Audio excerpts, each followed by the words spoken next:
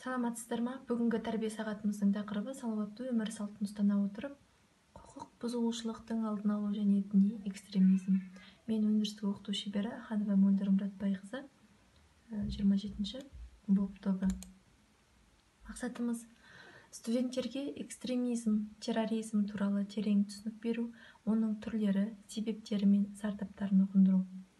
Білім алушыларға қоғамның әлеуметтік, құқықтық, діни сипаттарын ұғындыра отырып, олардың террорлық, лаңкестік және діни экстремистік бағытта арандатуға жол бермеу. Бейбітшіліктің маңызын және мейірімділік пен ізгіліктің, адамдарға жақсылық жасай білудің өмірдегі басты ұстаным екенін ұғындыру.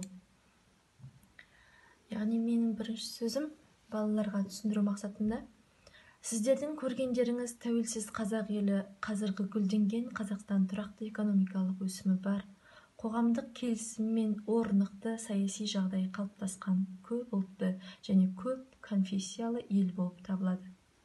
Еліміз өзінің алдында қойған мақсат үшін дүние жүзіндегі дамушы мемлекеттер қатарына жету жолына нық қадам басуда.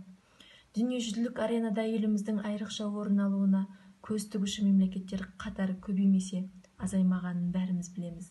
Міне осындай елімізді әлсірету үшін көптеген себептер баршылық. Солардың бірі көпшіліктің санасына әсер ету. Елімізге 90-шы жылдардың бас кезінде бізге жат терроризм, экстремизм деген